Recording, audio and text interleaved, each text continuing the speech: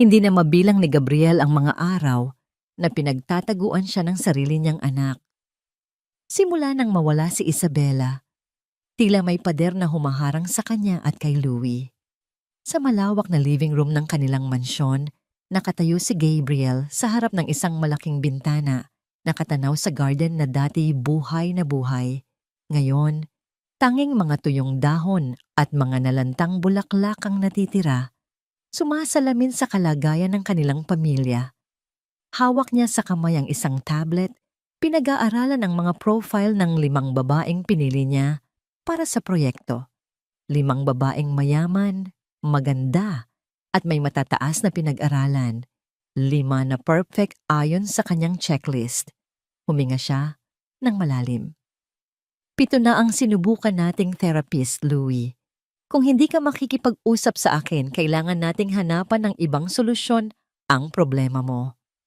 Ang tingin niya'y nasa labas, kung saan nakita niya si Louie nakaupo sa isang lumang batong bangko, tahimik na pinagmamasdan ang mga tuyong halaman. Hindi siya sure kung anong gagawin. Ang pagpapatakbo ng isang multi-million-dollar company ay mas madali pa kaysa sa pag-unawa sa puso ng sarili niyang anak. Isang matunog na kailangan nating mag-usap ang lumabas sa kanyang bibig, na sinundan ng tunog ng pagbaba ng telepono. Mabilis siyang naglakad papunta sa kanyang opisina. Tinawagan ng kanyang assistant. Pakisiguro na walang kakulangan ang mga arrangement para sa meeting ngayong hapon. Bawal malate kahit sino.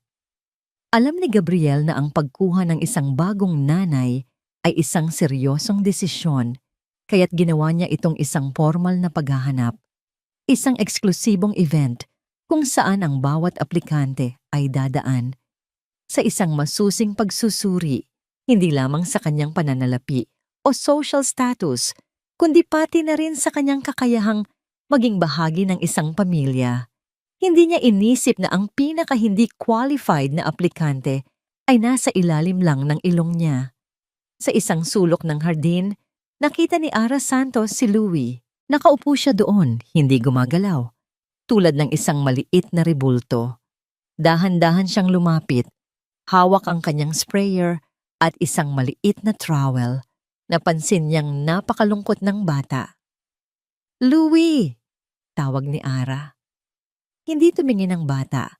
Nagpatuloy siya sa pag-alis ng mga tuyong dahon, dahan-dahan, parang hindi niya ito pinapansin. "Alam mo ba, sabi ni Tita Isabela sa akin dati, ang halaman, parang tao rin yan. Kailangan mo lang siyang bigyan ng sapat na atensyon, pagmamahal, at pasensya para bumalik ang buhay." Sa wakas, tiningnan siya ni Louie. Patay na sila, Ate Ara. Ayaw na nila mabuhay ulit. Napabuntong hininga si Ara. "Hindi pa. Tulog lang sila. Kaya, wag mo silang iwan ha. Hintayin mo lang silang magising." Doon nagsimula ang koneksyon nila. Sa mga araw na lumipas, si Ara ang tanging tao na nakikita ni Louie na nagtatanim, nag-aalaga, at naglilinis sa hardin na iniwan ng kanyang mommy. Sa tuwing nag-iisa si Louie, palaging nasa tabi lang niya si Ara. Walang tanong, walang sapilitang pakikipag-usap. Si Ara lang ang patuloy na nagdidilig ng mga halaman, umaasang babalik ang buhay.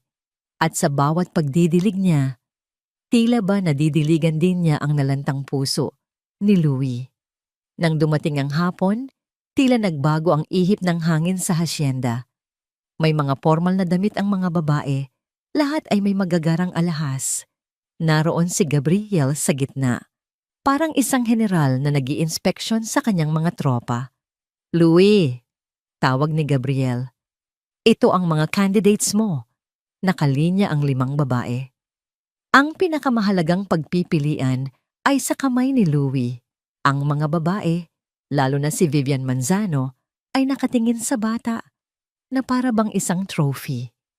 Ang mga mata ni Vivian ay nagliliyab, hindi dahil sa pagmamahal, kundi sa ambisyon. Naglakad si Louie sa harap ng mga babae, tinatanaw ang bawat isa. Ang unang babae ay nagbigay ng isang napakalaking teddy bear. Ang pangalawa naman ay nagpakita ng larawan ng kanilang bahay sa beach.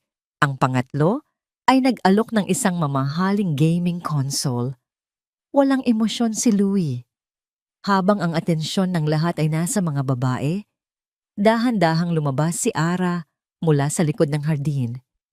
Hawak niya ang isang maliit na spray bottle, basa ang kanyang mga kamay at may konting lupa sa ilalim ng kuko. Hindi siya napansin ng kahit sino. Ngunit si Louie, nakita niya si Ara. Ang mga mata niya'y lumiwawanag. Napatigil si Louie sa kanyang paglalakad. Tiningnan niya ang mga babae na nakakangiti. Flawless ang kanilang mga mukha. Walang buhay ang mga ngiti nila. Pagkatapos, tumingin siya kay Ara. Ang mukha niya ay simple lang, walang make-up, pero may ngiti na puno ng sinseridad. Hawak niya ang isang maliit na bulaklak na kakabuka pa lang. Isang matagal na katahimikan ang bumalot sa silid. Ang tingin ng lahat ay kay Louie. Hindi tumigil si Louie. Nagpatuloy siya sa paglalakad. Pero hindi siya papunta sa mga babae. Direkta siyang naglakad patungo kay Ara. Hindi, sabi ni Gabriel. Louie, ang pagpipilian mo ay ang mga babaeng ito. Pero patuloy lang si Louie hanggang sa marating niya si Ara. Huminto siya. Tumingala sa kanya. Kinuha niya ang kamay ni Ara. Hindi niya pinansin ang lupa sa kamay nito. Sa harap ng lahat, sa harap ng kanyang ama, sa harap ni Vivian at ng iba pang mga babae, at sa harap ng buong pamilya Alcantara, hinawakan ni Louie ang kamay ni Ara at sinabi sa isang malinaw at matatag na tinig, "Siya ang gusto ko, Papa." Napatulala si Gabriel. Ang blueprint ng kanyang buhay ay biglang naglaho. Lahat ng matay nakatuon kay Ara. Ang isang simpleng tagapag-alaga ng halaman ay biglang naging sentro ng atensyon sa gitna ng mga elite.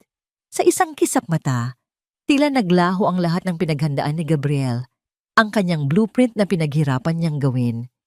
Naramdaman ni Ara ang bigat ng pagtingin ng lahat, parang isang malaking bato na bumabagsak sa kanyang balikat. Ang kamay ni Louie ay mahigpit na nakahawak sa kanya at sa bawat segundo, nararamdaman niya ang init at pagtitiwala ng bata. Ngunit sa likod ng lahat, nakita niya ang mukha ni Gabriel na puno ng pagkalito at galit. "Anong ibig sabihin nito, Louie?" tanong ni Gabriel. Ang boses ay mababa at malamig. Mabilis na lumapit si Vivian Manzano. Ang kanyang mukha ay nakasuot ng isang pekeng ngiti. "Gabriel, marahil nagkamali lang ang bata. Marahil ay gusto niya lang maglaro." Pinunasan ni Gabriel ang pawis na tumulo sa kanyang noo. "Louie, ang pinagpipilian mo ay ang mga babaeng ito. Hindi si Ate Ara." "Pero gusto ko si Ate Ara," mariing sabi ni Louie. Siya lang ang nag-aalaga sa mga halaman ni Mommy. Ang simpleng paliwanag na yon ay parang patalim na tumusok sa puso ni Gabriel. Hindi niya inisip na ang isang simpleng bagay, tulad ng halaman, ay magiging tulay sa pagitan ng kanyang anak at ng isang tagalabas. Ang business plan niya ay nag-collapse sa harap niya. Napatingin si Ara kay Gabriel at doon niya nakita ang isang tingin na hindi niya kayang ipaliwanag. Isang pinaghalong galit, kahihiyan, at isang bakas ng takot. "Paumanhin, Sir Gabriel," sabi ni Ara. Ang boses niya ay nanginginig. "Hindi ko po intensyon na mangyari ito. Handa po akong umalis." Ngunit hindi siya binitawan ni Louie. "Hindi, Ate Ara. Huwag ka aalis." Ang sitwasyon ay naging napakalaking skandal. Ang mga candidates ay nagbubulungan. Ang mga mata ni Vivian ay nagliliyab sa galit. Sa isang matinding pag-iling, lumapit si Gabriel at hinawakan si Louie sa braso. "Louie, sumama ka sa akin. Huwag mo siyang hahawakan." "Hindi!" sigaw ni Louie. "Gusto ko si Ate Ara." Hindi napigilan ni Vivian. "Tingnan mo, Gabriel. Out of control na ang bata dahil sa kanya." Doon na nag-init ang ulo ni Gabriel. Pakiramdam niya ay inaaway siya ng lahat, pati ng sarili niyang anak. Ang kanyang pride ay nasaktan. Ang kanyang plano ay nawasak. Ara, sabi ni Gabriel, ang boses niya ay parang yelo. Hindi ka na kailangan dito. Mag-impake ka na ngayon din. Ang mga salitang yon ay tumago sa puso ni Ara. Isang luha ang tumulo sa kanyang mata. Ang kamay niya'y nanginginig. Binitawan niya ang kamay ni Louie. Louie, sambimma. Sabi ni Ara, ang boses niya'y puno ng lungkot. Kailangan ko nang umalis. Pero pangako, I will always be here for you. Hinila ni Gabriel si Louie palayo. Narinig ni Ara ang iyak ng bata at ang boses nito na sumisigaw. Ate Ara, wag mo akong iwan. Hindi niya na alam ang gagawin.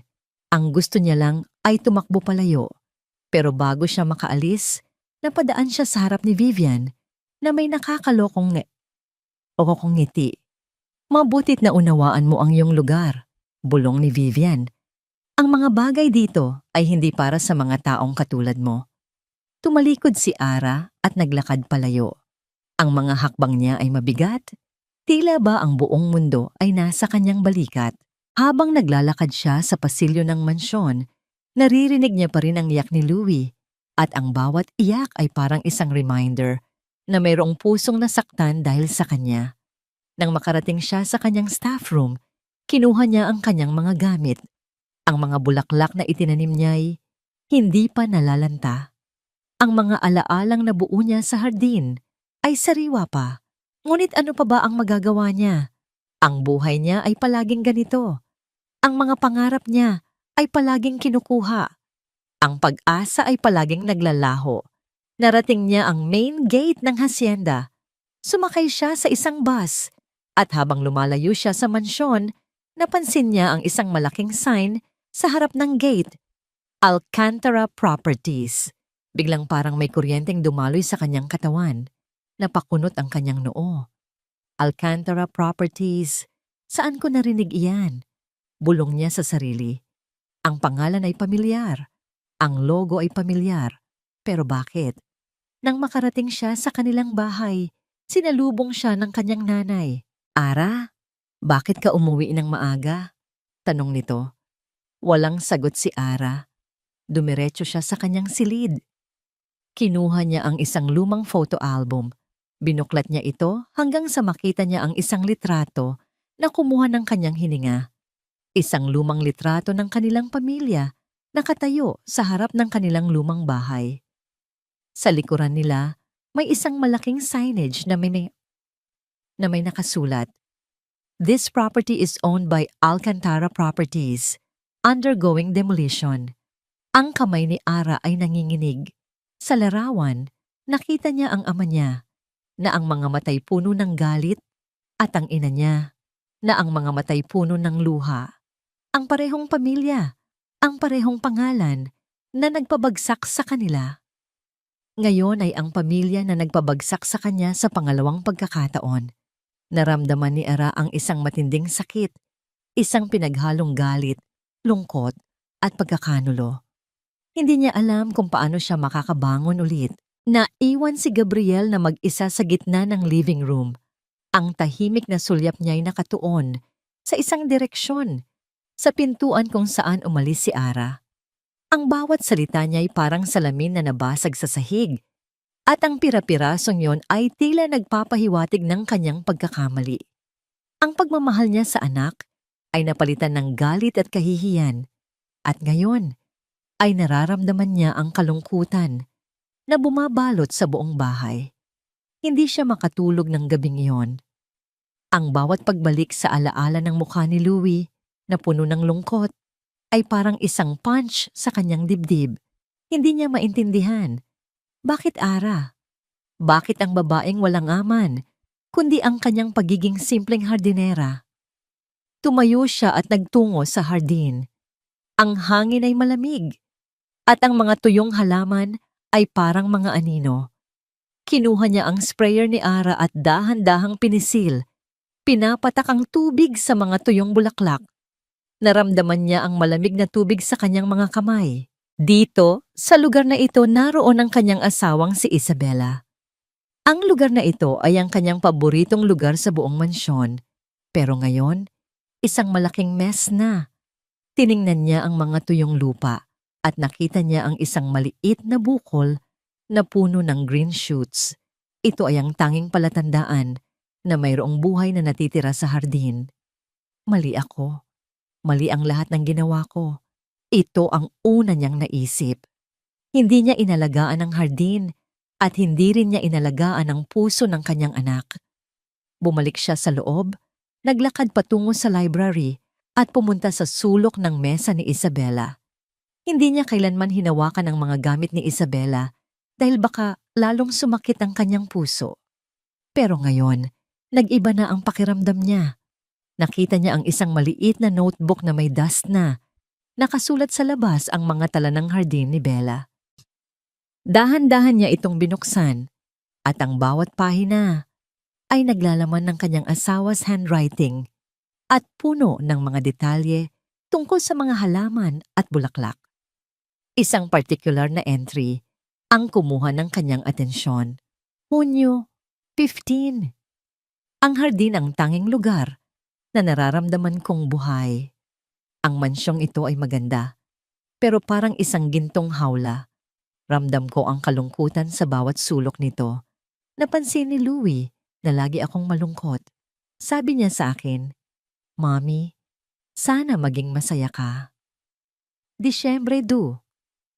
May dumaang gardener dito. Nag-alok siyang maglinis.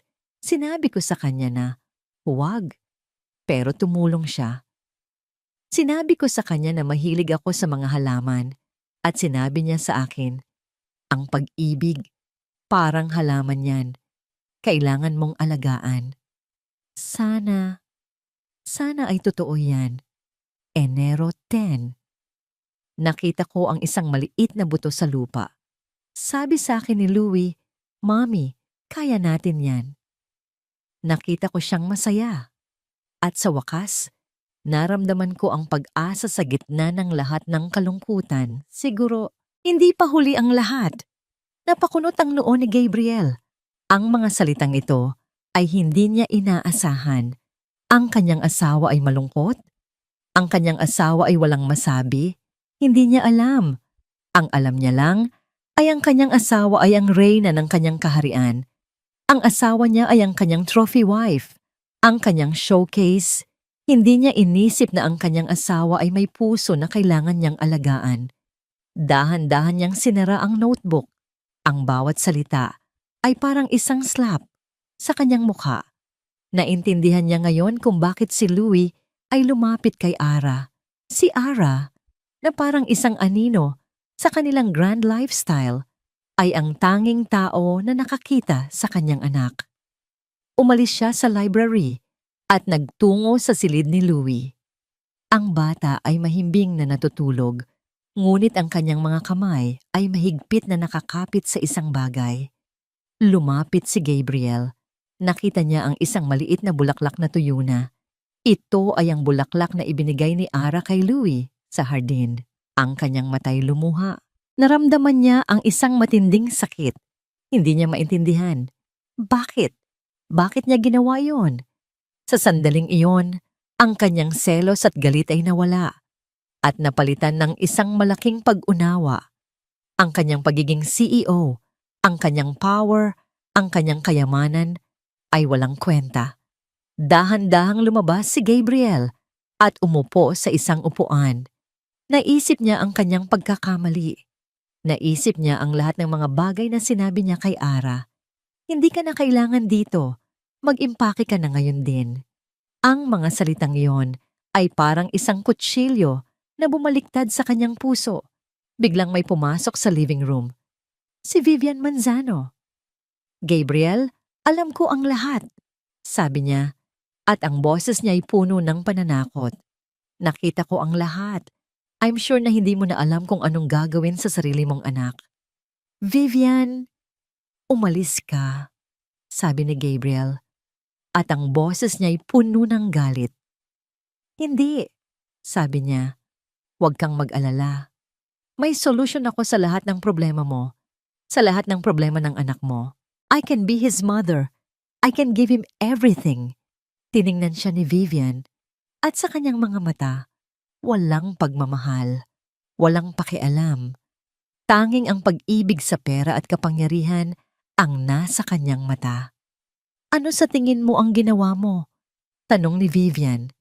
Sa tingin mo, sapat na ang isang gardener para sa anak mo? Ang kailangan niya ay isang mother na kaya siyang ihanda para sa isang marangyang buhay. Ang kailangan niya ay ako. Humigpit ang hawak ni Gabriel sa kanyang braso. Umalis ka. Hindi kanya kailangan. Hindi ako aalis, sabi ni Vivian, at ang boses niya ay puno ng pananakot. Hindi mo ako pwedeng paalisin. I'm not leaving until you accept my offer. Ako lang ang tanging solusyon sa problema mo, at alam ko na hindi mo ako tatanggihan. Para kay Ara, ang pag-alis sa Hacienda Alcantara ay parang paglabas sa isang panaginip na unti-unting naging bangungot. Habang nasa bus siya, pinipilit niyang kalimutan ang nangyari. Ang bawat salita ni Sir Gabriel ay parang patalim na bumaon sa kanyang puso. At ang iyak ni Louie ay parang apoy na nagpapaalala sa kanya ng kanyang pagkabigo. Nang makarating siya sa kanilang barangay, pakiramdam niya'y mas gumaan ang kanyang dibdib. Ang simpleng pamayanan nila ay puno ng buhay. Ang mga kapitbahay ay nagtatawanan, ang mga bata ay naglalaro sa kalsada. Malayo ito sa katahimikan at kalungkutan ng hasyenda. Pagdating niya sa bahay, sinalubong siya ng kanyang nanay, si Aling Elena. Ara, bakit ka umuwi ng maaga? Tanong nito, ang mga matay puno ng pag-aalala. Hindi sumagot si Ara. Dumiretso siya sa kanilang maliit na sala at umupo sa isang lumang silya. Yumuko siya at pinagmasdan ang kanyang mga kamay. Nanginginig ang mga ito. Anak, anong nangyari? Ayos ka lang ba? Tanong ni Aling Elena. Lumapit at hinawakan ang kanyang balikat. Ang mata mo! Napakagat si Ara sa kanyang labi. Ma, hindi na po ako babalik doon. Hindi na po ako kailangan. Bakit? Tanong ni Aling Elena. Hindi ka ba magaling? May nagawa ka bang mali? Napakunot ang noo ni Ara. Hindi po. Basta po hindi na po ako babalik. Niyakap siya ni Aling Elena. Huwag kang mag-alala anak. May ibang trabaho pa dyan. Magiging ayos ka rin. Ngunit sa gitna ng yakap, hindi naramdaman ni Ara ang kapayapaan. Ang pangalan ni Gabriel Alcantara ay umalingaw-ngaw sa kanyang isipan. At kasama nito ang isang malalim na pagdududa. May isang bahagi sa kanya na pakiramdam niya ay may mali. Ang pangalan na Alcantara ay pamilyar. Parang may isang bagay na pilit na nagtatago sa kanyang alaala. Umalis siya sa yakap ng kanyang nanay at dumiretso sa kanyang kwarto. Ang kwarto niya ay maliit, ngunit puno ng mga alaala. Sa ilalim ng kanyang kama, may isang lumang box. Kinuha niya ito at binuklat. Sa loob, nakita niya ang mga lumang laruan, mga school medals, at mga litrato. Kinuha niya ang isang photo album na may dust na at binuksan ito. Dahan-dahan niyang binuklat ang bawat pahina. Ang mga litrato ay nagpakita ng masayang pamilya. Ang kanyang tatay, ang kanyang nanay, at siya. Masaya silang naglalaro sa kanilang lumang hardin, kumakain sa ilalim ng mangga at nagtatawanan. Ang kanyang puso ay lumambot. Naalala niya ang lahat, ang bawat sandali, ang bawat alaala, hanggang sa makarating siya sa isang partikular na larawan. Ang larawan ay kinuha noong siya'y 10 taong gulang pa lamang. Siya, ang kanyang tatay, at ang kanyang nanay ay nakatayo sa harap ng kanilang bahay. Ngunit sa likod nila, may isang malaking sign na nakatayo. Lumapit si Ara sa ilaw. Tiningnan niyang mabuti ang sign. Ang sign na yon ay hindi lang basta isang sign. Ito ay isang announcement. Alcantara Properties. Basa ni Ara. Ang boses niya ay nanginginig. Ang lupa na ito ay naibenta na Pakialis na ang lahat ng gamit. Napakagat si Ara sa kanyang labi. Ang mga mata niya'y lumaki. Napuno siya ng galit at sakit. Ang kanyang mga kamay ay nanginginig. Ang kanyang ama ay lumaban sa mga tao ng Alcantara. Ang kanyang nanay ay umiyak. Ang kanyang pamilya ay nawala ng lahat dahil sa pamilya Alcantara. Ang mga alaala ay bumalik. Ang bawat luha ng kanyang nanay, ang bawat galit ng kanyang tatay, ang lahat ng sakit na naramdaman niya noong araw na umalis sila sa kanilang bahay. Si Gabriel Alcantara, ang lalaking pinaglingkuran niya, ang lalaking nagpaalis sa kanya, ang lalaking nagtaksil sa kanya. Siya ang anak ng taong kumuha sa kanila ng lahat. Napakasakit ng katotohanan. Napabuntong hininga si Ara. Hindi niya alam kung anong gagawin. Gusto niyang sumigaw. Gusto niyang magwala.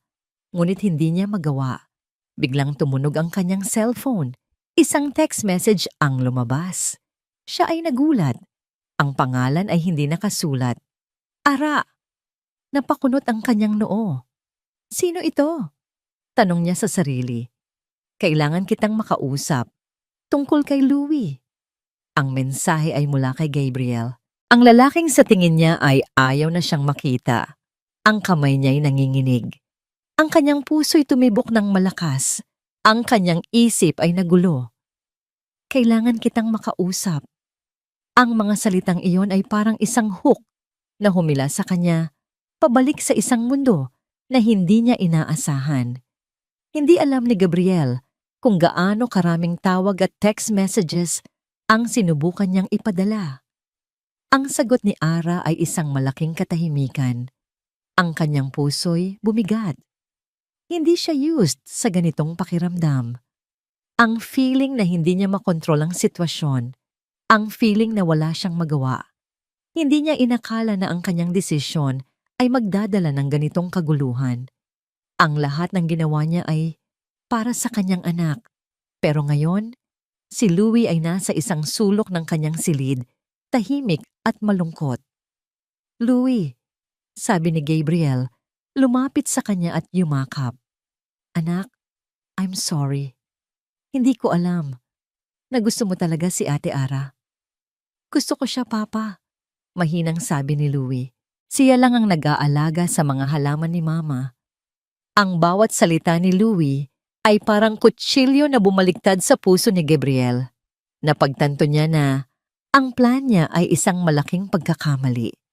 Ang pag-aayos ng buhay ni Louie sa pamamagitan ng pera ay hindi isang solusyon. Ang kailangan ni Louie ay pagmamahal, hindi material na bagay. Isang matagal na katahimikan ang bumalot sa kanila.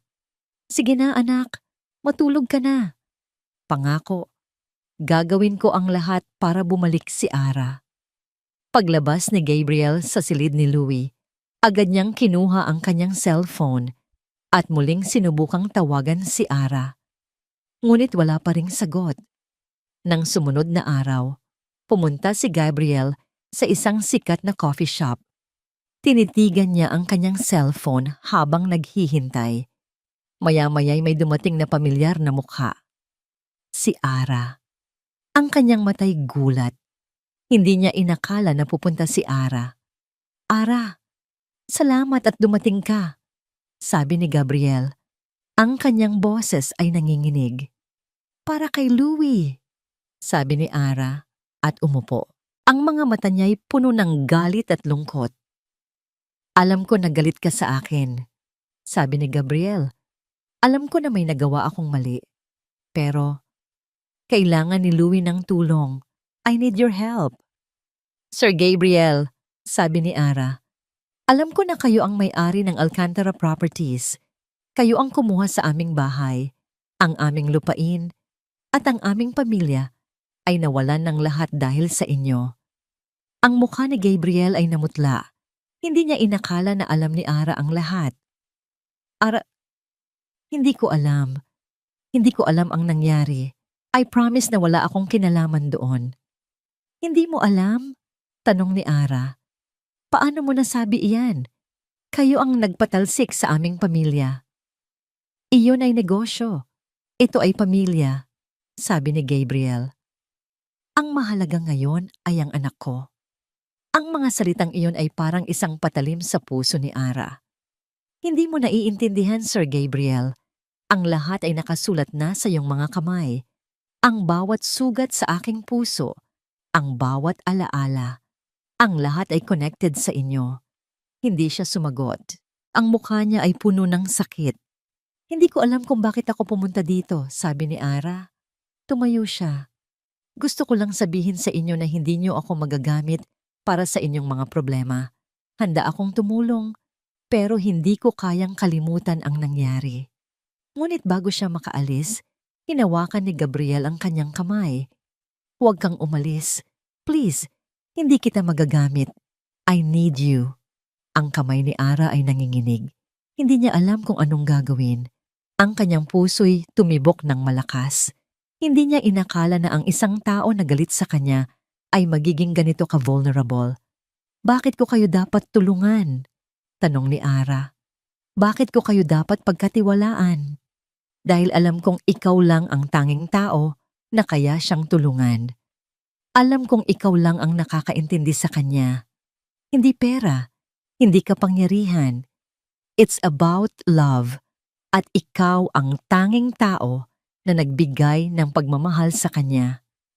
Sa isang moment na yon, nakita ni Ara ang isang bakas ng katotohanan sa mata ni Gabriel. Ang kanyang mga mata ay puno ng sakit at pag-aalala. Sige, sabi ni Ara. Pero may deal ako. Gagawa ako ng sarili kong contract. I am the one who will set the rules. At kung hindi niyo ako susundin, aalis ako. Nakangiti si Gabriel. Sige, ano man ang gusto mo. Nang umalis si Ara, hindi niya alam kung saan siya pupunta. Naramdaman niya ang isang matinding takot. Ang takot na baka ang lahat ng ito ay isang laro lamang. Ang takot na baka ginagamit lang siya. Biglang may tumawag sa kanyang cellphone. Isang number na hindi niya alam. Ara? Sabi ng boses. Ako si Minda. Juan Gia ko ng pamilya Alcantara. I have something to tell you tungkol sa pamilya Alcantara at sa taong gusto kang tulungan. Napakunot ang noo ni Ara. Tungkol saan? Hindi ko pwedeng sabihin sa'yo sa telepono. Kailangan nating magkita. Sabi ni Minda. Mag-ingat ka. Hindi ginto ang lahat ng kumikinang. Nang bumalik si Ara sa Hacienda Alcantara, hindi na siya nagtrabaho sa hardin. Ang kanyang posisyon ay nagbago. Hindi na siya isang tagapag-alaga ng halaman, kundi isang tagapag-alaga ni Louie. Ito ay isang bagay na hindi niya inaasahan.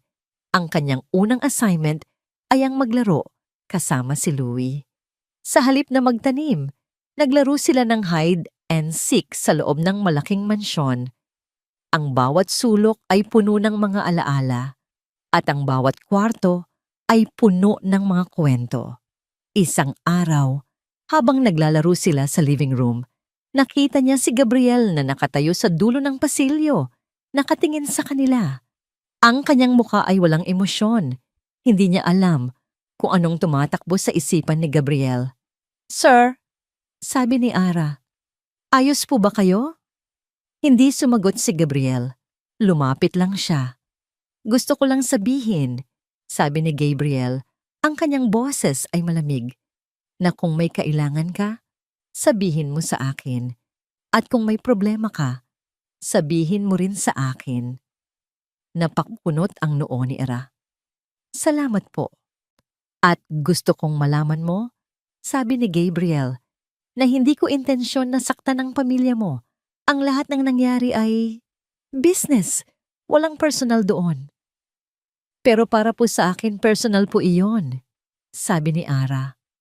Hindi po madali ang magpatawad. Sa gitna ng usapan, dumating si Vivian. Ang kanyang mukha ay puno ng galit.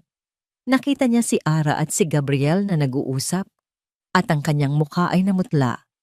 Gabriel! Sabi ni Vivian. Bakit mo siya kinausap? I thought we agreed that I would be the one to talk to your son. Vivian, sabi ni Gabriel, wala kang karapatan na makialam. Hindi ikaw ang pinili ko. Si Ara. Ang mga salitang yon ay parang isang slap sa mukha ni Vivian. Tumalikod siya at umalis. Ang kanyang mukha'y puno ng galit. Hindi alam ni Ara kung anong nangyayari. Ang tension sa pagitan ni Gabriel at ni Vivian ay lumalabas. Siya ay nasa gitna ng isang battle na hindi niya maintindihan. Nang sumunod na araw, habang naglalakad si Ara sa garden, may nakita siyang isang package sa harap ng gate. Isang malaking package. Para sa akin ba ito? Tanong ni Ara sa sarili. Binuksan niya ang package. Sa loob, nakita niya ang isang mamahaling dress, isang pares ng sapatos na may mataas na takong, at isang sobre. Huwag mong kalimutan ang iyong lugar, sabi ng sulat. Hindi ka kasama sa pamilya. Hindi ka pwedeng maging isang socialite. Ibalik mo ang mga bagay na ito. Ang sulat ay galing kay Vivian. Napakasakit ng sulat. Naramdaman ni Ara ang isang matinding sakit sa kanyang puso. Ang kanyang pagiging simpleng tao ay hindi enough para sa pamilya Alcantara. Sa gabi, habang naglilinis si Ara sa silid ni Louie, may nakita siyang isang larawan. Isang larawan ni Louie, si Gabriel, at isang babae na nakangiti. Ang babae ay may hawak na isang bulaklak. Napansin ni Ara ang bulaklak. Ito ay ang parehong bulaklak na itinanim niya sa hardin. Sa larawan, ang mukha ni Gabriel ay puno ng pagmamahal. Ang kanyang mukha ay puno ng kaligayahan. Sa sandaling iyon, naramdaman ni Ara ang isang matinding selos. Ang selos na hindi niya maintindihan. Ang selos na hindi niya maipaliwanag. Pero ang mga alaala ay bumalik. Ang alaala ng pagluluksa ni Gabriel. Ang alaala ng kalungkutan ni Louie. Hindi, sabi ni Ara sa sarili. Huwag kang maging ganyan. Hindi ka karapat-dapat sa kanya. Biglang may pumasok sa silid. Si Minda, ang dating housekeeper. Minda, sabi ni Ara, anong ginagawa mo dito? Hindi ko alam, sabi ni Minda. Ang kanyang mukha ay puno ng sakit. Gusto ko lang sabihin sa iyo na mag-ingat ka. Bakit? Tanong ni Ara. Anong nangyayari? Mayroon kang isang kalaban na mas delikado pa sa akala mo, sabi ni Minda. Hindi lang siya gusto ng pera. Hindi lang siya gusto ng kapangyarihan. Gusto niya ang lahat. At siya ay may kakayahang kunin ang lahat. Napakunot ang noo ni Ara. Sino? Si Vivian, sabi ni Minda. Siya ay hindi lang isang candidate. Siya ay mayroong personal na motive sa pamilya Alcantara. At gusto niya na makita si Gabriel na magdusa. Napatulala si Ara. Anong ibig mong sabihin? Ang pamilya ni Vivian ay ang mga business partners ni Gabriel noong time na kinuha nila ang lupa mo, sabi ni Minda. At she was ang dahilan kung bakit nawalan ka ng lupa. Ang kamay ni Ara ay nanginginig. Ang kanyang puso ay tumibok ng malakas. Ang lahat ay connected. Kaya mag-ingat ka, sabi ni Minda. Dahil kung ano man ang gawin niya sa'yo, hindi mo inaasahan. Naiwan si Ara sa kwarto ni Louie. Tulala. Ang mga salita ni Minda ay umalingaw-ngaw sa kanyang isipan. Parang isang masamang panaginip. Si Vivian, na akala niya'y isa lamang karibal, ay isang kaaway. At ang pamilyang ito, na nagdulot sa kanya ng pagdududa at sakit, ay ngayon ay nasa isang malaking trouble. Hindi niya alam kung anong gagawin. Gusto niyang umalis, lumayo sa lahat ng gulo. Ngunit ang mukha ni Louie ay umalingaw-ngaw sa kanyang isipan. Ang bata na nagbigay sa kanya ng pagmamahal at pag-asa. Hindi niya kayang iwanan si Louie. Hindi niya kayang hayaan si Louie na mag-isa. Ang kanyang puso'y nagdududa. Bakit si Vivian ay masama? Bakit si Gabriel ay nasa panganib?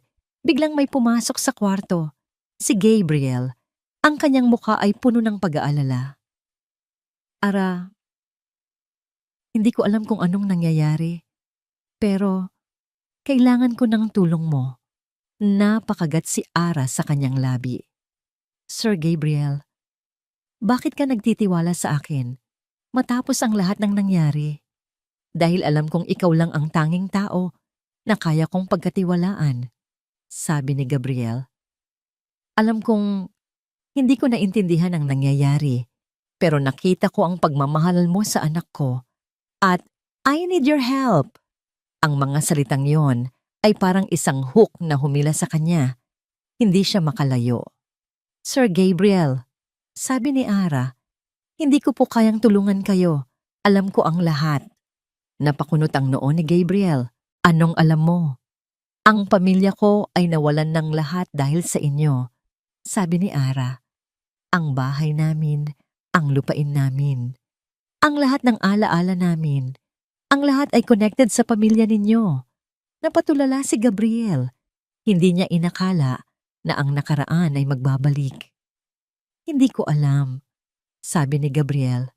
Ang kanyang boses ay nanginginig. Hindi ko alam ang nangyari. Pero nangyari po, sabi ni Ara. Hindi ninyo alam, pero nangyari po. At it's not fair. Hindi ko talaga alam, sabi ni Gabriel. Hindi ako ang gumawa niyan. Hindi ako ang nagpabagsak sa pamilya mo. Pero ang pangalan ninyo po ang nasa sign, sabi ni Ara. Ang pangalan ninyo po ang owner ng Alcantara Properties. Tumahimik si Gabriel. Alam ko na may nagawa akong mali. Pero kung ano man ang ginawa ko, hindi ko kinuha ang lahat ng yon para saktan ka. Hindi ko kinuha ang lahat ng yon para maging masama. Pero masama po kayo, sabi ni Ara. Ang lahat ng ginawa ninyo, ang lahat ng sinabi ninyo, it's all about money and power. Ang lahat ay business. Hindi, sabi ni Gabriel. Ang kanyang boses ay puno ng sakit.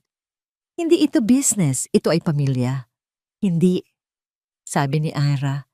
Hindi ito pamilya. Kayo ang nag-utos sa akin na umalis. Kayo ang nagpatalsik sa akin. Kayo ang dahilan kung bakit nasaktan ang anak ninyo. Naiwan si Gabriel na mag-isa sa silid. Ang kanyang puso'y puno ng sakit. Ang mga salita ni Ara ay parang mga kutsilyo na bumaliktad sa kanyang puso. Nang sumunod na araw, pumunta si Gabriel sa kanyang opisina. Kinuha niya ang mga files tungkol sa proyekto ng relocation. Ang bawat pahina ay puno ng mga detalye tungkol sa mga pamilyang evacuated dahil sa proyekto. Nakita niya ang mga pangalan ng mga pamilya. Nakita niya ang mga petsa, nakita niya ang mga photos. Ang kanyang mga mata ay lumaki.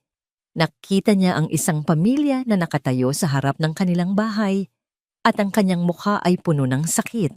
Ang pamilya Santos. Ang pamilya ni Ara. Hindi niya inakala na ang lahat ng ginawa niya ay magiging isang personal matter. Ang lahat ng ginawa niya ay para sa business. Ang lahat ng ginawa niya ay para sa power. At ngayon, ang lahat ng ginawa niya ay bumabalik. Ang lahat ng pain ay bumabalik. Nang biglang may dumating na phone call. Si Vivian.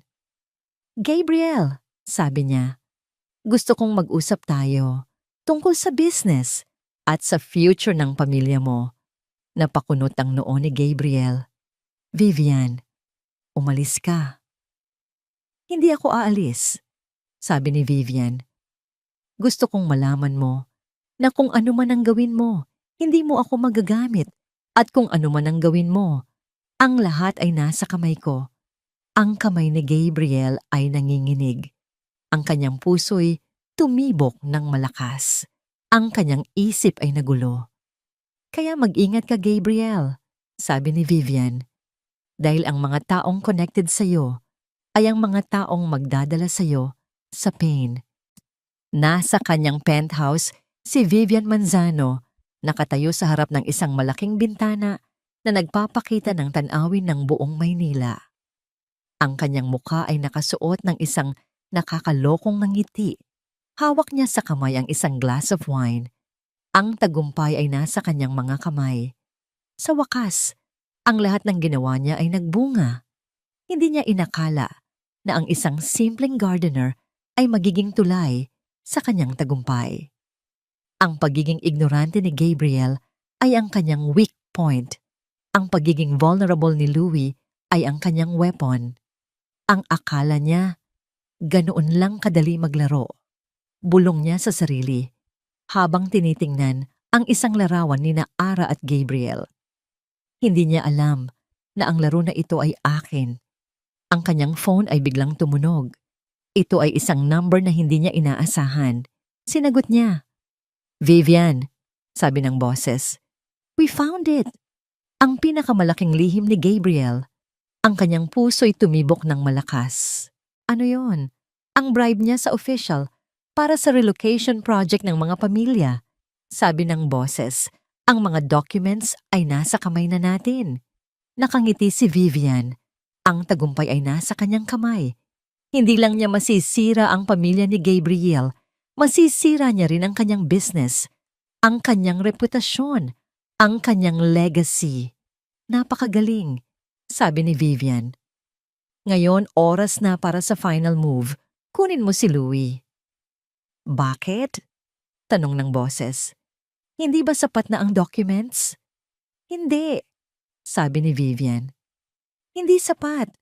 Kailangan ko na magdusa si Gabriel. Gusto kong makita siya na parang isang basang sisiw.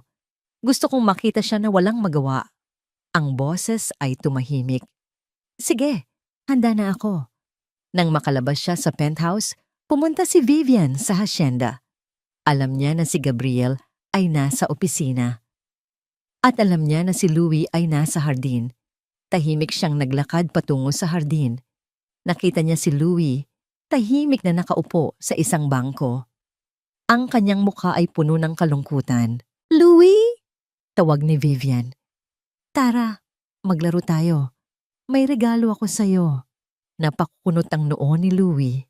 "Ayaw ko." "Sige na," sabi ni Vivian. At ang kanyang boses ay puno ng pananakot. "Gusto ko lang maging kaibigan mo. I want to be your friend. Tulad ni Ate Ara." Ang mga salitang iyon ay parang magic sa tainga ni Louie. Tumayo siya. Ang kanyang mata ay puno ng pag-asa. "Talaga po?" Tanong ni Louie. "Tutulungan mo ako na makabalik si Ate Ara?" "Oo," sabi ni Vivian. Nakangiti. "Sasamahan kita." Dahan-dahang lumabas si Vivian at si Louie sa hacienda. Walang nakakita sa kanila. Ang mga guards ay nasa kanilang mga station, hindi nila alam kung anong nangyayari. Habang naglalakad sila, ang mukha ni Vivian ay puno ng pananakot. Siya ay nanalo. Siya ay nasa control. Nang makarating sila sa isang lugar na hindi niya alam, huminto si Louie. "Saan po tayo pupunta?" "Hindi mo na kailangan malaman," sabi ni Vivian. At ang boses niya ay naging malamig. "Hindi mo na kailangan malaman ang lahat ng bagay." Biglang tumunog ang kanyang cellphone. Isang text message ang lumabas. "Si Gabriel, nasaan ka?" "Nasa isang lugar ako na hindi mo inaasahan," sabi ni Vivian. At nagpadala ng isang larawan ni Louie. Ang larawan ay nagpakita ng mukha ni Louie na puno ng takot. Ang kanyang mata ay puno ng luha. Hindi niya inakala na ang lahat ng ginawa niya ay magiging isang laro. Ang lahat ng ginawa niya ay para sa business. Ang lahat ng ginawa niya ay para sa power. At ngayon, ang lahat ng ginawa niya ay bumabalik. Ang lahat ng pain ay bumabalik. Nang biglang may dumating na phone call, si Vivian. "Gabriel," sabi niya, "gusto kong malaman mo na kung ano man ang gawin mo, hindi mo ako magagamit. At kung ano man ang gawin mo, ang lahat ay nasa kamay ko." Ang kamay ni Gabriel ay nanginginig. Ang kanyang puso'y tumibok ng malakas. Ang kanyang isip ay nagulo. "Kaya mag-ingat ka, Gabriel," sabi ni Vivian. "Dahil ang mga taong connected sa'yo ay ang mga taong magdadala sa'yo sa pain." Ang mundo ni Gabriel ay biglang naglaho. Ang nakakalokong ngiti ni Vivian sa larawan, kasama ang mukha ni Louie na puno ng takot, ay parang isang slap sa kanyang mukha. Ang kanyang puso'y tumibok ng malakas. Ang kanyang isipan ay nagulo. Ang lahat ng kanyang power at kayamanan ay naglaho. Agad siyang tumawag sa kanyang security. Nasaan si Louie? Hanapin niyo siya. Hanapin niyo ang lahat. Hanapin niyo si Vivian. Ngunit ang lahat ng kanyang utos ay parang isang echo. Walang sagot. Walang nakakita. Walang nakakaalam. Tumakbo si Gabriel sa labas. Tumakbo siya sa hardin, sa living room, sa lahat ng sulok ng bahay. Ngunit walang Louie, walang Ara, walang sino man. Tumawag siya sa kanyang police chief. Ang anak ko ay nawawala. Hanapin niyo siya. Hanapin niyo ang lahat. Sir Gabriel, sabi ng chief, gagawin namin ang lahat. Kailangan lang namin ng mga details. Hindi na kailangan ng details. Sigaw ni Gabriel. Hanapin niyo lang siya. Walang oras. Walang oras na kailangang masayang. Ang kanyang boses ay naging isang sigaw. Ang kanyang muka ay puno ng takot. Ang kanyang puso'y tumibok ng malakas. Ang lahat ng kanyang power, ang lahat ng kanyang pera, ang lahat ng kanyang connections ay walang kwenta. Sa sandaling iyon, ang lahat ng kanyang mga title ay naglaho. Siya ay hindi na isang CEO ng isang multi-million-dollar company. Siya ay isang father na nawala ng kanyang anak. Bumalik siya sa loob at pumasok sa silid ni Louie. Ang silid ay malinis, ngunit ang kanyang mga gamit ay nagkalat. Hinawakan niya ang isang toy car na gusto ni Louie. Naramdaman niya ang malamig na plastic sa kanyang mga kamay. Biglang nakita niya ang isang maliit na papel na nakasulat sa dresser. Isang maliit na papel. Kinuha niya ito. Ang kanyang mga kamay ay nanginginig. Ang sulat ay nakasulat sa isang simpleng sulat kamay. Nasanay ako kay Ara. Ang mga salitang yon ay parang isang patalim na bumaliktad sa kanyang puso. Naramdaman niya ang isang matinding sakit. Ang sakit na hindi niya kailanman naramdaman. Ang sakit na hindi niya maipaliwanag. Naramdaman niya ang isang matinding kalungkutan. Ang kalungkutan na hindi niya kailanman naramdaman. Ang mga alaala ay bumalik.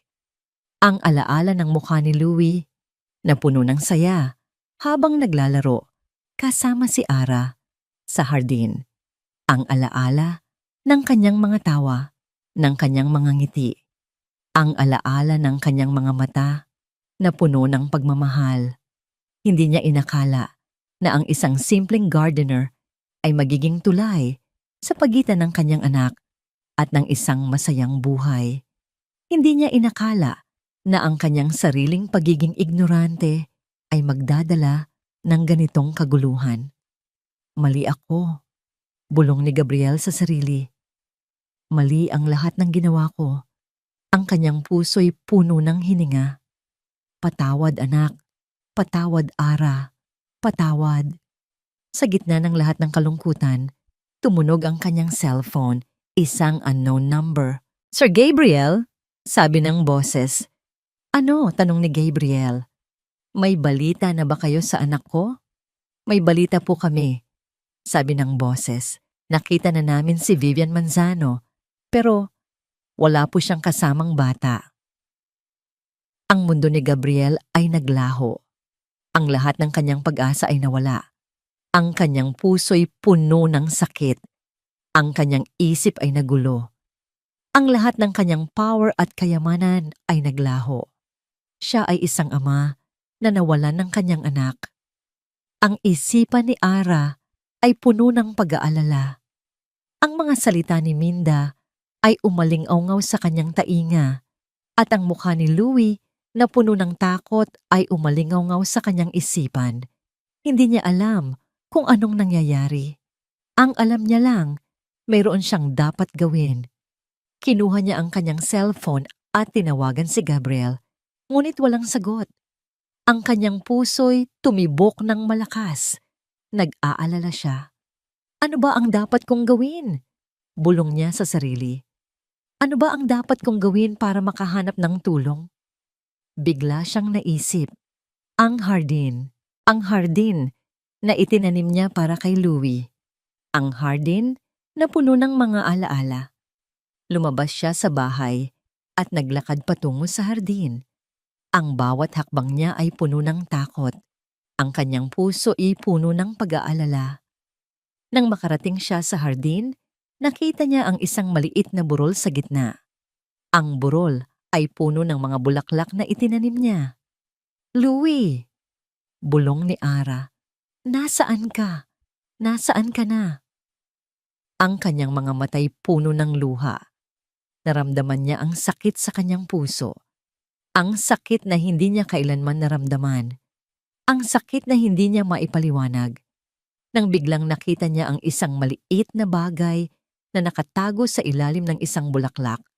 Isang maliit na papel. Kinuha niya ito. Ang papel ay puno ng sulat kamay ni Louie. "Ate Ara, kung magtatago ako sa lugar kung saan ang mga bulaklak ay hindi mamamatay, kung saan ang mga halaman ay magiging buhay, ang kanyang mga matay lumaki." "Ang hardin!" bulong ni Ara. Ang hardin sa loob ng bahay. Ang hardin sa loob ng puso. Tumakbo si Ara sa gubat. Ang bawat hakbang niya ay puno ng pag-asa. Ang kanyang puso'y tumibok ng malakas. Ang kanyang isip ay nagulo. Doon siya nagtatago, bulong ni Ara. Doon siya nagtatago. Nang makarating siya sa isang lugar na hindi niya alam, nakikita niya ang isang maliit na treehouse. Ang treehouse ay puno ng mga bulaklak at ang lahat ay nabuhay. "Louie?" bulong ni Ara. Hindi sumagot si Louie. Lumapit si Ara sa treehouse at binuksan ang pinto. Nakita niya si Louie, nakahiga sa isang small bed, natutulog. Ang kanyang puso'y tumibok ng malakas. "Louie!" bulong ni Ara. Tumayo si Louie at tiningnan si Ara. "Ate Ara." "Louie!" sigaw ni Ara at niyakap siya. "Louie, ayos ka lang ba?" "Oo, Ate Ara," sabi ni Louie. "Nandito lang ako. Nasaan si Papa?" "Hindi ko alam," sabi ni Ara. "Pero nandito ako. Nandito ako para sa'yo." Nang biglang may dumating na sasakyan, isang malaking sasakyan, lumabas si Gabriel. Ang kanyang mukha ay puno ng takot. Ang kanyang mga matay puno ng luha. Nakita niya si Ara at si Louie, nakayakap. Ang kanyang puso'y bumigat. Naramdaman niya ang isang matinding sakit. Dahan-dahang lumapit si Gabriel. Ang kanyang mga hakbang ay mabagal. Ang kanyang puso'y puno ng sakit. Nang makarating siya sa kanila, lumapit siya kay Ara at yumakap. "Ara," bulong niya. "Patawad. Patawad sa lahat ng ginawa ko. Hindi ko inakala na ang lahat ng ginawa ko ay magiging ganito." Ang aking mundo ay biglang bumalik. Ang bawat hakbang ko'y puno ng takot. Ang bawat hininga ko'y puno ng kalungkutan. Ngunit nang makita ko si Ara, yakap-yakap si Louie, naramdaman ko ang isang spark ng pag-asa. Ang spark na yon ay nagpapaliwanag sa akin. Ang lahat ng aking ginawa ay mali. Dahan-dahan akong lumapit sa kanila. Ang aking mga kamay ay nanginginig. Ang aking puso'y puno ng sakit. "Ara," bulong ko. "Louie." Inilabas ni Ara ang kanyang mga kamay mula sa yakap ni Louie. "Sir Gabriel." "Hindi," sabi ko. "Hindi, sir. Hindi Gabriel. Hindi na ako ang taong iyon. Hindi na ako ang CEO. Hindi na ako ang taong mayaman. Ako ay isang ama na nawalan ng kanyang anak. At ako ay isang tao na nawalan ng kanyang puso." Napakagat si Ara sa kanyang labi. Ang kanyang mga matay puno ng luha.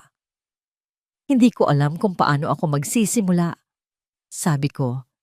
Ang aking boses ay nanginginig. Ang lahat ng ginawa ko ay para sa pera. Ang lahat ng ginawa ko ay para sa power. Akala ko, iyon ang tanging paraan para mabuhay. Akala ko, iyon ang tanging paraan para maging masaya. Ang luha ko ay bumagsak. Pero hindi. Hindi iyon ang sagot. Ang sagot ay ang iyong pagmamahal. Ang sagot ay ang iyong kabaitan. Ang sagot ay ang iyong pagiging simple.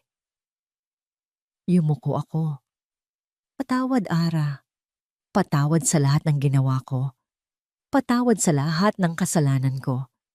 Patawad sa lahat ng sakit na dinulot ko sa iyo. Hindi ko inakala na ang lahat ng ginawa ko ay magiging ganito. Hindi ko inakala na ang lahat ng aking ginawa ay magdadala ng ganitong kaguluhan. Gabriel!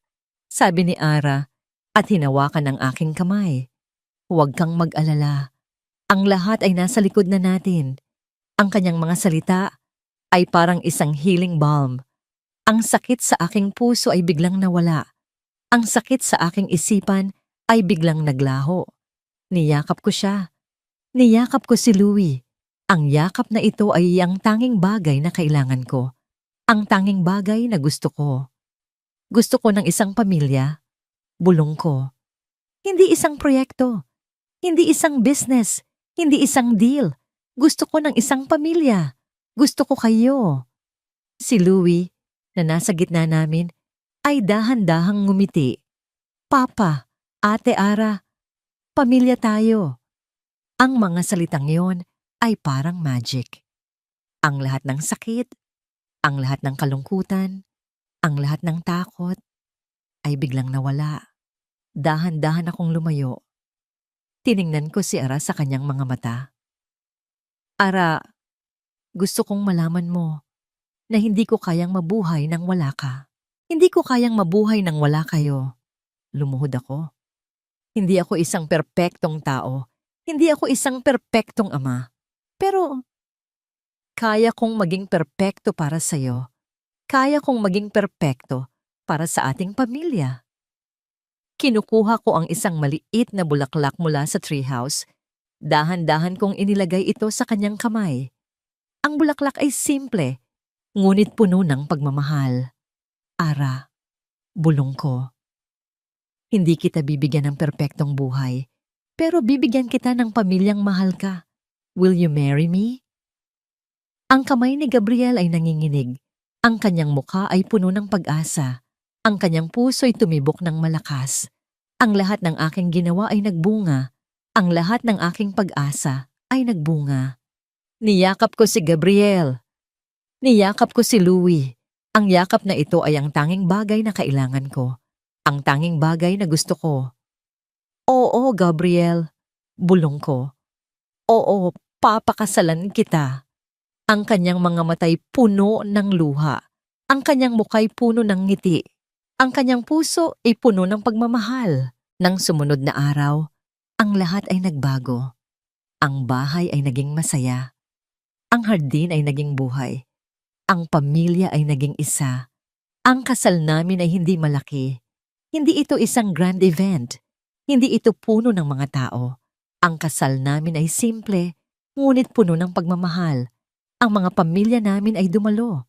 Ang mga kaibigan namin ay dumalo. Ang lahat ay masaya. Napakasaya ko para sa inyo, Ara, sabi ng aking nanay.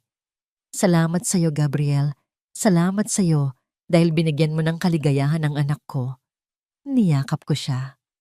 Ma, huwag kang mag-alala. Magiging masaya ako. Ang buhay namin ay naging isang kwento.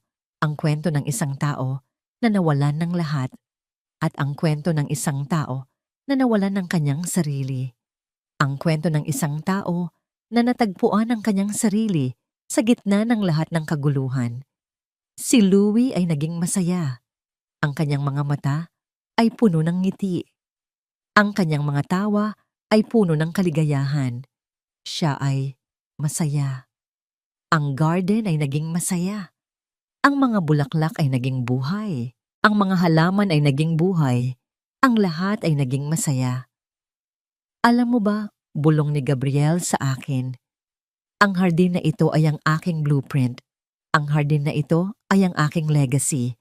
Ang hardin na ito ay ang aking pamilya. Oo, sabi ko. Pero ang hardin na ito ay hindi ang blueprint ng iyong pera. Ang hardin na ito ay ang blueprint ng iyong puso. Ang aming buhay ay naging isang kwento. Ang kwento ng isang tao na nawalan ng lahat at ang kwento ng isang tao na nawalan ng kanyang sarili. Ang kwento ng isang tao na natagpuan ang kanyang sarili sa gitna ng lahat ng kaguluhan. Ang aming pamilya ay naging isa. Ang aming puso ay naging isa. Ang aming love story ay naging isa. At dito nagtatapos ang kwento ni Ara at Gabriel. Ang kwento ng isang puso na naghahanap ng pag-ibig sa gitna ng lahat ng sakit. Maraming salamat sa inyo, aming mga tagapakinig, sa pagiging bahagi ng napakagandang paglalakbay na ito. Sa bawat kabanata, sa bawat sandali ng tuwa, lungkot, galit at pag-asa, naramdaman namin ang inyong presensya. Kayo ang nagbigay buhay sa bawat karakter at kayo ang nagbigay kulay sa bawat eksena. Ang pagsulat ng kwentong ito ay isang emosyonal na roller coaster na puno ng mga hamon at mga aral. Nagsimula ito sa ideya ng isang blueprint, isang disenyo ng isang perpektong buhay, ngunit natuklasan namin na ang tunay na blueprint ay hindi nakasulat sa papel, kundi sa puso. Ito ay ginawa hindi ng pera o kapangyarihan, kundi ng pagmamahal, pagpapatawad at pag-unawa. Umaasa kami na ang kwentong ito ay nagbigay sa inyo ng inspirasyon, na ang pag-ibig ay hindi laging madali. Ngunit sa dulo, ito ay ang tanging bagay na nagpapagaling sa lahat ng sugat, na ang pagpapatawad ay hindi lang para sa iba, kundi para sa ating sarili rin. At nasa gitna ng lahat ng kalungkutan, mayroong pag-asa. Salamat muli. At inaasahan namin na patuloy kayong magbahagi ng inyong mga kwento sa amin. Hanggang sa muli. Kwentong Damdamin TV.